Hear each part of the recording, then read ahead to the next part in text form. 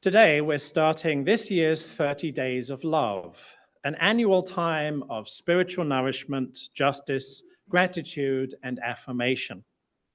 30 Days of Love is brought to us by the UU public advocacy campaign, Side with Love. So by way of introduction to today's topic of imagining an interdependent future, let's watch a short video introducing, or for some of you, reintroducing us to Side with Love. Pam, please play the video. As Unitarian Universalists, our faith demands that we put our values into practice. We know that both our people and our planet are sacred. We know the beloved community is not complete without the sacred presence of everyone. Every gender, every sexuality, every voice, everybody is invited to side with love. Side with Love is the hub for all of our outfacing justice work of our association. No matter who you are or where you are, there is a place for you to side with love. You can put your faith into action through one of our signature campaigns, You the Vote, Create Climate Justice, Uplift, and Love Resists. We invite Unitarian Universalists to develop their leadership and organizing skills, deepen their political and spiritual grounding, and take meaningful action in solidarity with our partners to build a world in which all of our communities are free and thriving. Though the questions may change, how to achieve climate justice, who to elect, our response remains the same: side with love. When our electoral process was under attack in 2020 and 2021, UUs made more than 3 million contacts to turn people out to the polls, talk about our values, and defend our democracy. When our partners asked us to show up in solidarity to stop Line 3, hundreds of UUs participated in direct action and public witness from the Northwoods of Minnesota to the streets of Washington, D.C. When Texas, Alabama, and Florida passed legislation attacking LGBTQ people, UU showed up in force online and in their own communities to speak up to protect our siblings and to fight for trans and queer lives. When the president broke his promises about expanding immigrant detention, UUs showed up for distributed actions across the country, demanding the immediate closure of all detention centers.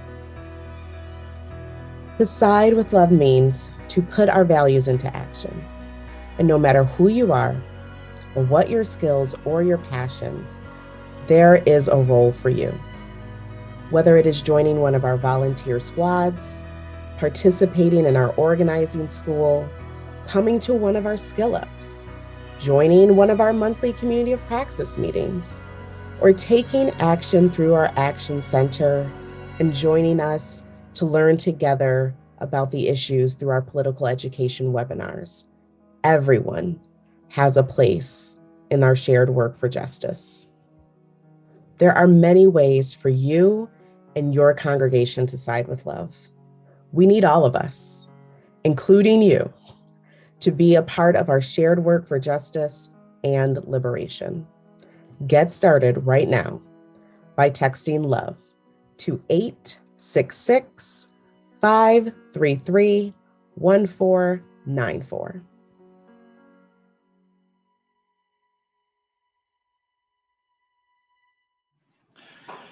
We have a collection of Martin's big words in our hymn book.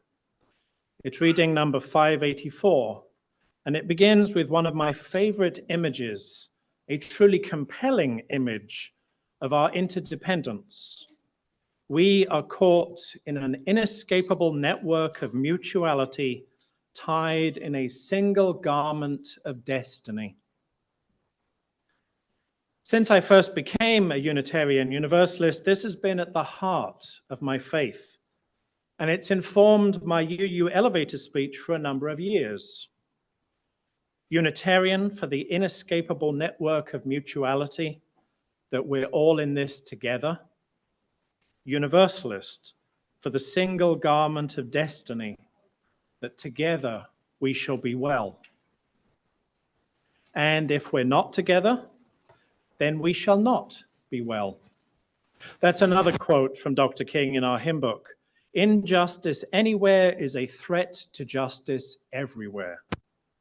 After all, since we're all part of the interdependent web of all existence, you can't tug on just one strand of the web without it affecting all of the other strands too. So when it comes to the theme of this year's 30 Days of Love, imagining an interdependent future, it's not about imagining a future in which we become interdependent. We already are. For example, we're part of the Earth's natural cycles of water and oxygen and carbon and other substances that allow life to exist on this planet. Imagining an interdependent future is not about imagining that we become interdependent. It's about imagining how we can learn to live with our interdependence, not against it. So in an interdependent future, our homes and cities and farms and factories would work with the natural cycles on which we depend for our lives rather than disrupting them. Or consider how Dr. King explained the inescapable network of mutuality in human terms. Did you ever stop to think that you can't leave for your job in the morning without being dependent upon most of the world? You get up in the morning and you go to the bathroom and you reach for the sponge, and that's handed to you by a Pacific Islander. You reach for a bar of soap, and that's given to you at the hands of a Frenchman. And then you go into the kitchen to drink your coffee for the morning, and that is poured into your cup by a South American. Or maybe you want tea. That's poured into your cup by a Chinese person. Or maybe you desire to have cocoa for breakfast, and that's poured into your cup by a West African. And then you reach over for your toast, and that's given to you at the hands of an English-speaking farmer, not to mention the baker. And before you finish eating breakfast in the morning, you've depended on more than half the world. And then Dr. King simply explained what he meant by a single garment of destiny. We aren't going to have peace on earth until we recognize this basic fact of the interrelated structure of all reality. In other words, until we learn how to live with our interdependence, not against it. We are all in this together, and it is only together that we shall be well. Now, our society, American society in particular, clearly values independence. But the fact is, interdependence and independence are not opposites. Rather, the opposite of interdependence is separateness. But since interdependence is a fact, that means that separateness can only be an illusion.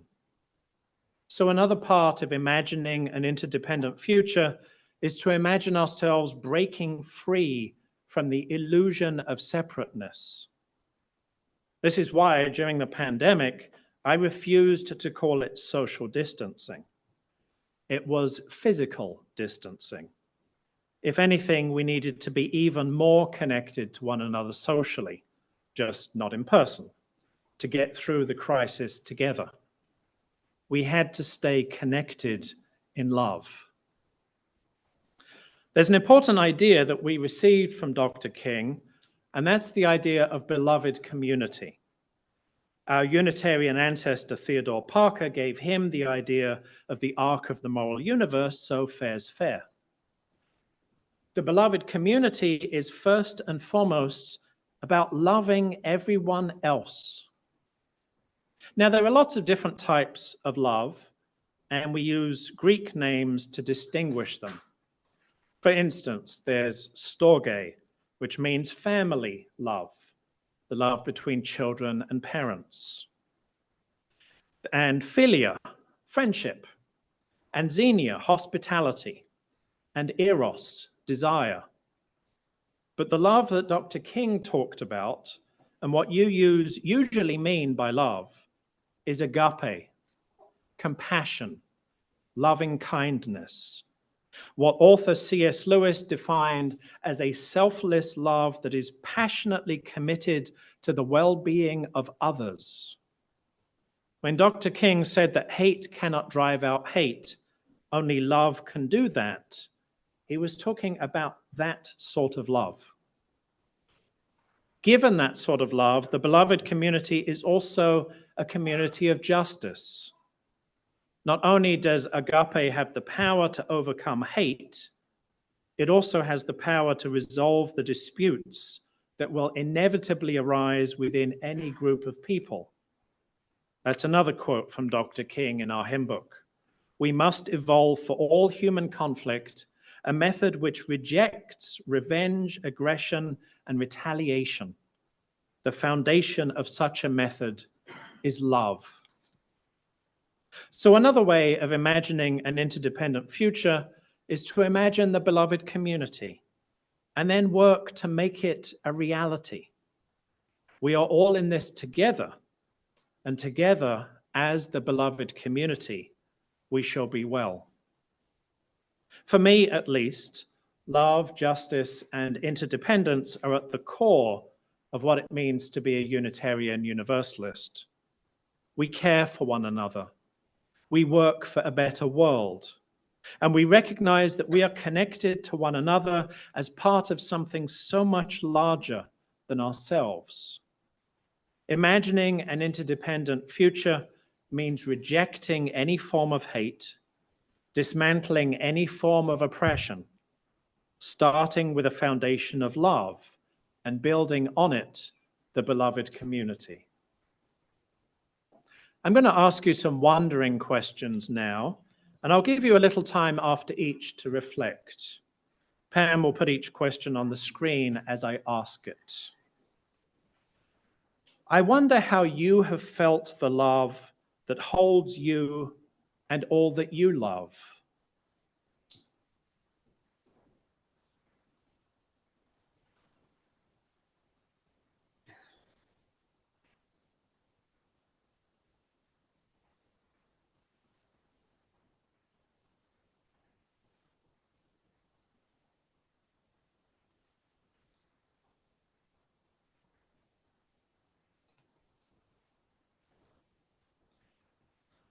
I wonder how you would explain our interdependence, our connectedness.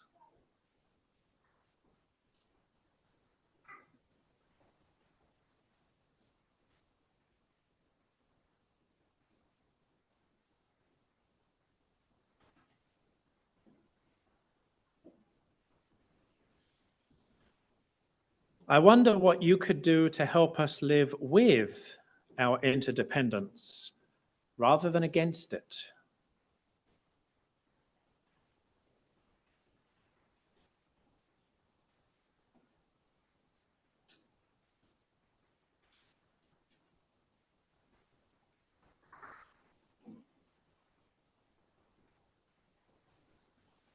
I wonder what you will do to help make the world a more loving, more just place.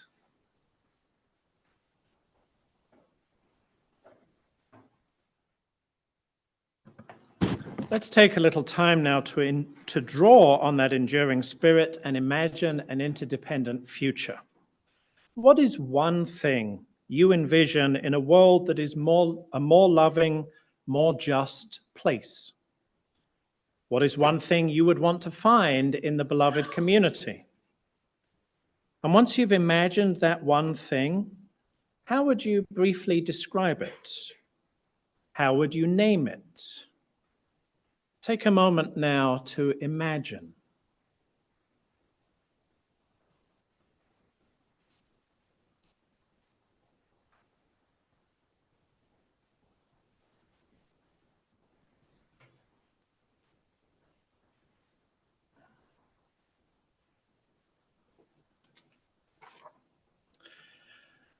We'll pass out some ribbons like this and pens so that you can write on the ribbon the one thing that you have imagined in our interdependent future. You'll want to write nice and large on the ribbon, and then give the ink a chance to dry so that it doesn't smudge. We also have sheets of card to support the ribbon as you're writing on it. The seats aren't very good for writing on a surface. Then, in a couple of minutes, Joanne will invite us forward to tie our ribbons onto this grid. If you are on Zoom, you can type what you'd otherwise write on a ribbon into the chat, and I'll transcribe it for you. Remember that I'll only be able to fit a few words on each ribbon, so please don't give me a whole paragraph. 30 Days of Love is an annual time of spiritual nourishment, justice, gratitude, and affirmation offered by Side with Love as a gift to the whole community. Each week between now and Valentine's Day, messages, stories, videos, and activities will be shared on Side with Love's website. So here's how you can access them. Pam, if you'd put the next slide on the screen, please.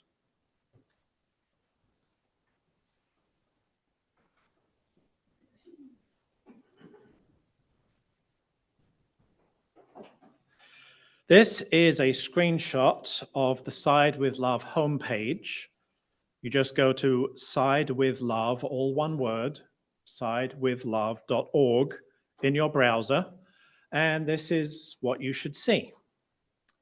There's the video that we watched earlier, for instance. So if you want to watch that again and get that phone number at the end of the video, this is where you go to do that.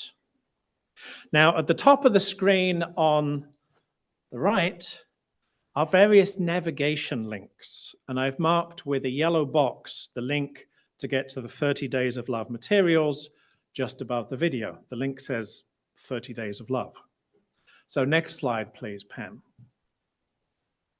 This is the top of the 30 Days of Love page with this year's theme, Imagining an Interdependent Future.